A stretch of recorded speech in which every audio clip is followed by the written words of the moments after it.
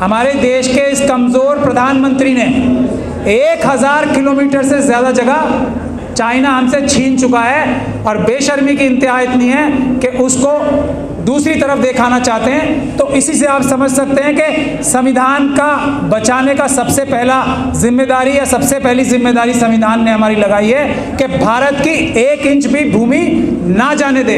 जो नरेंद्र मोदी की सरकार भारत का 1000 किलोमीटर दे सकती है, वो भारत के संविधान का क्या हासिल कर रही होगी। यही इसका एक चावल है देख का पूरा। इसके आगे मैं कुछ नहीं बोलूँगा। जिम्मेदारी, दूसरी बात भानु जी ने कहा यहाँ पे, जिम्मेदारी आज है वकीलों की। हमें सबसे आगे रहकर क़यादत संभालनी पड़ेगी इस मुल्क की, इस देश की वकीलों को। अगर ऐसा नहीं होगा, अगर ऐसा हम नहीं करेंगे तो फिर ना संविधान की रक्षा हो पाएगी, ना देश की रक्षा हो पाएगी। ये मैं साफ गोई से आप लोगों के सामने कह रहा हूं और इसमें कोई शक और शुबे की गुंजाइश नहीं है। जो सरकार 1000 किलोमीटर चाइना को दे सकती है, वो पूरा मुल्क बेच देगी और आप लोगों को पता ही नहीं चलेगा। दूसरी एक बात है कि देश में, स्टेट में और सरकार में फर्क समझना बहुत जरूरी है। देश हम लोग हैं, देश की जनता देश है, स्टेट देश की जनता है, सरकार एक हिस्सा होती है। सिर्फ जो चुनी हुई सरकार है वो देश का सिर्फ एक हिस्सा है। तो असली देश हम सब लोग हैं, जनता है, और उसमें सबसे आगे देश को बचाने के लिए वकीलों को रहना पड़ेगा। मैं एक बात बहुत साफ तौर पे कहता हूँ, सरकारों के लिए भी कहता हूँ, क्योंकि ये सरकारें SC ST OBC और माइनॉरिटीज से चुने हुए लोगों की सरकारें नहीं हैं, उनकी असली आवाज़ की सरकारें नहीं हैं, इसीलिए सरकारें ठीक काम नहीं कर रही। उसी तरीके से बार का मसला है। आज पूरा बार, चाहे वो SC ST OBC के मेंबर्स हों, माइनॉरिटीज़ के मेंबर हों या दूसरे मेंबर्स हों, उनकी कोई हैसियत, कोई इज्जत, कोई वकार नहीं रह गया। ये बात सच है ना? सबकी बता रहा हूं मैं ये। और हम बार के मेंबर की हैसियत से सबकी इज्जत बचाना चाहते हैं। लेकिन जो आज चुने हुए लोग हैं वो वही लोग हैं जिनकी सरकारें बनी हुई, जो SC ST OBC और माइनॉरिटी से नहीं आते, क्योंकि उनकी संख्या कम है। इसी वजह से बार की वैल्यू कम हुई है, सरकार की इज्जत, सरकार की वैल्यू कम हुई है। सरकार जो है ठीक से नहीं चल रही, बार भी जो है ठीक से इसलिए नहीं चल रही है कि SC ST OBC और माइनॉरिटीज़ के लोग इसमें नहीं हैं। तो इसमें कोई अलग अलग बात नहीं है। अगर हम लोग बार की नुमाइंदगी करेंगे, हम लोग जीत के जाएंगे, तो पूरी बार की इज्जत बढ़ेगी। एक बार के मेंबर की हैसियत से ये मैं ऐलान करना चाहता हूं, इसमें मुझे कोई शक और शुबे की गुंजाइश नहीं है। हम लोग जीतेंगे, फायदा सबका होगा, बार का फायदा होगा। आज जो जजेस जिस तरीके से कानून तोड़ के वकीलों के साथ बिहेव कर रहे हैं, ये क्या मुनासिब बात है? ये इसीलिए है कि बार कमजोर हो गई है, और ये मजबूत बार तब होगी जब आप और हम जीत के जाएंगे।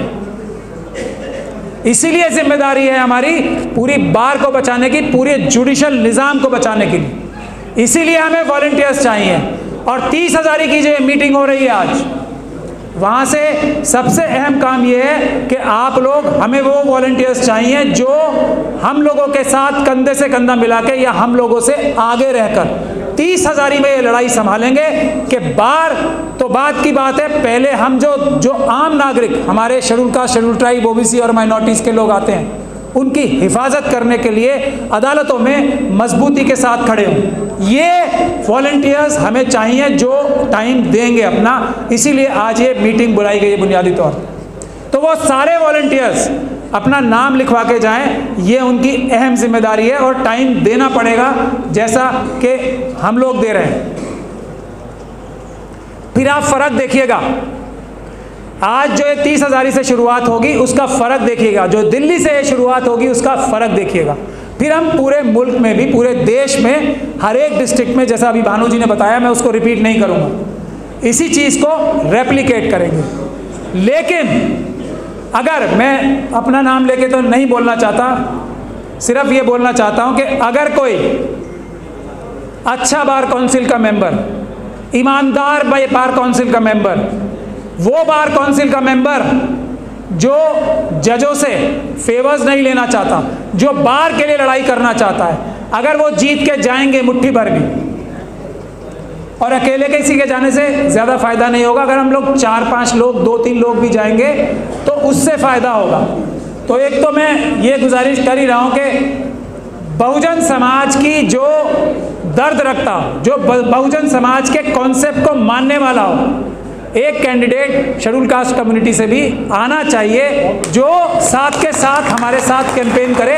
हम दोनों यही कम्युनिटीज़ मिलके साथ कैंपेन करें। तो भानु जी, IR सिंह साहब मौजूद हैं, हमारे दूसरे सीनियर साथी मौजूद हैं। मैं आप लोगों से इस स्टेज के माध्यम से गुजारिश कर रहा हूँ कि एक कैंडिडेट भी ऐसा होना चाहिए, ये बहुत शर्त है। जो भानु जी, कैंडिडेट ऐसा जो बहुजन समाज का मन रखता हो, नाम से नहीं, कोशिश यही रहे, परिवार से नहीं कि पैदा उस समाज में हो गए।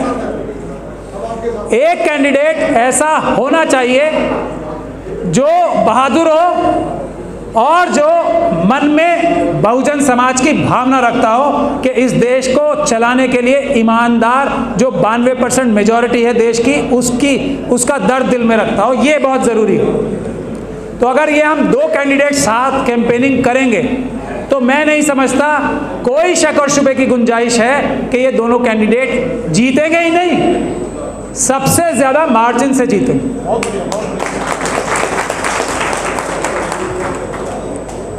अब इसीलिए ये अनाउंसमेंट आज की जा रही है और इसीलिए आप लोगों से ये सिग्नेचर कैंपेन भी कराया जा रहा है कि बार काउंसिल ऑफ इंडिया को ये बताया जाए कि बार काउंसिल ऑफ इंडिया के ऑफिस बियरर्स बार काउंसिल नहीं है। बार काउंसिल्स के मेंबर, जिस तरह इस देश के असली मालिक देश का एक एक नागरिक है, उसी तरह से बार काउंसिल ऑफ इंडिया के असली मालिक बार के मेंबर्स हैं जो यहाँ हम ये बैठे हैं। बार काउंसिल ऑफ इंडिया हो या बार काउंसिल ऑफ दिल्ली हो, वो बार के मेंबर्स की मर्जी से चलेगी, किसी के पदाधिकारियों की मर्जी से, और वो भी गलत मर्जी से नहीं चलेगी। ये इसीलिए सिग्नेचर कैंपेन हो रहा है। अब जब 1-2 मेंबर्स भी बार काउंसिल में अच्छे जीत के आएंगे, पहले मैं खुलेआम इसीलिए प्रेस को बुलाया था आज, ये ऐलान करना चाहता हूं कि फिर, और ये हमारा फर्ज है कि हम अभी तो लाइव स्ट्रीमिंग शुरू हो गई ना, ओपन कोर्ट का कॉन्सेप्ट क्या है कि जज जो न्याय कर रहा है वो पूरे देश को पता लगना चाहिए ये न्याय इस तरह हो रहा है। ये पूरे देश को पता लगना चाहिए कि ये वकील साहब हैं, ये वकील साहब हैं और ये वकील साहब हैं जो इन जज साहब के सामने बहुत अच्छा रिजल्ट लाते हैं। ये पूरी दुनिया को और देश को पता होना चाहिए। और ये जो दूसरे वकील साहब हैं, ये उनसे बहस तो अच्छी करते हैं लेकिन रिजल्ट नहीं ला पाते। बार काउंसिल्स के मेंबर्स की ये जिम्मेदारी है हमारे जुडिशल निज़ाम को ठीक करने की। ओपन कोर्ट का कॉन्सेप्ट यही है कि जजेस ईमानदारी से काम कर रहे हैं या नहीं कर रहे हैं, यह पूरी दुनिया के सामने होना चाहिए। आज हमारे चीफ जस्टिस लाइव स्ट्रीमिंग की बात कर रहे हैं ना, बहुत अच्छी बात है। ये भी उसी कॉन्सेप्ट से आता है कि जज ठीक काम कर रहे हैं या नहीं कर रहे हैं, इसका फैसला देश की जनता करेगी। और उसका फैसला, उसको फैसिलिटेट करने का कि देश की जनता ये जाने कि जजेस ईमानदारी से काम कर रहे हैं या नहीं कर रहे हैं, ये जाने, तो उसके लिए बार काउंसिल की सबसे बड़ी जिम्मेदारी है। बार काउंसिल की जिम्मेदारी ये है कि किन किन लोगों को किस किस बुनियाद पे कोर्ट से कोर्ट कमिश्नर बनाया जाता है। कोई क्राइटेरिया है, कोई लॉजिक है? नहीं है। बार काउंसिल की जिम्मेदारी ये है कि जो ये मीडिएटर्स और मीडिएशन सेंटर्स में जो आर्बिट्रेटर्स बन रहे हैं, ये कौन से क्राइटेरिया से बन रहे हैं? क्या ये फ्री एंड फेयर क्राइटेरिया है या नहीं है? क्या एक ही मुट्ठी भर लोग रिपीट हो रहे हैं? बार काउंसिल की जिम्मेदारी ये है कि ये 50-60 जो ग्रुप्स हैं दिल्ली में, उनके अलावा क्या लॉयर्स बाकी काबिल नहीं रह गए? ये बार काउंसिल की जिम्मेदारी है। अच्छे मेंबर्स जाएंगे तो ये होगा। जजेस हैं, रिस्पेक्टफुली बात करेंगे मेंबर्स ऑफ द बार से।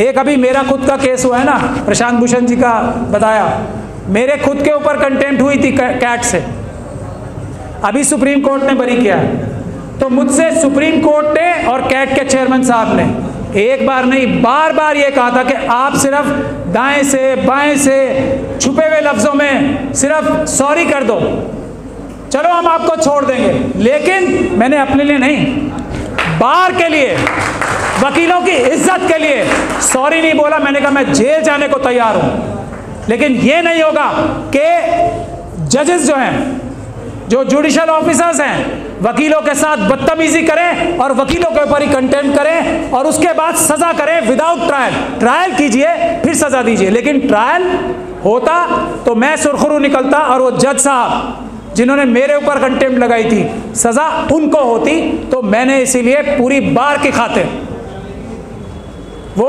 कंटेम्प्ट सुप्रीम कोर्ट तक झेली और आज एक वो बहुत बड़ा मिसाल बनी कि वकीलों के साथ कंटेम्प्ट की प्रोसीडिंग्स बगैर ट्रायल के नहीं हो सकती। तो ये बहुत जरूरी बात है। जो मेरे ऑफिस में रेड हुई, मेरे कंप्यूटर में ऐसा कुछ नहीं है, लेकिन कॉन्सेप्ट, प्रिंसिपल, वकीलों के घर से, वकीलों के ऑफिस से उसका कंप्यूटर नहीं लिया जा सकता। उस प्रिंसिपल के लिए 18 घंटे तक वो रेड झेली और उसके बाद भी बाहर आके यही कहा कि हम इन पुलिस वालों को और इनके राजनीतिक आकाओं को जेल भिजवाएंगे क्योंकि ये गैर कानूनी काम कर रहे हैं, वकीलों के साथ ये नहीं कर सकते। ऐसे मेंबर्स हमें चाहिए और ऐसे मेंबर्स मौजूद हैं, लेकिन वो जीत नहीं पाते क्योंकि उसमें पैसे का इस्तेमाल होता है। इलेक्शन में पैसे की जगह लॉबीज का इस्तेमाल होता है, दबाव का इस्तेमाल होता है और आखिर में ईवीएम का भी इस्तेमाल होता है। तो इसीलिए हम सब की जिम्मेदारी है कि बार को ठीक करें, बार काउंसिल्स में अच्छे मेंबर्स मिलें, अच्छे और टाइम पे इलेक्शन होना चाहिए। ये दो टर्म्स कैसे ले सकता है कोई? इससे ज्यादा गलत काम कोच नहीं हो सकता।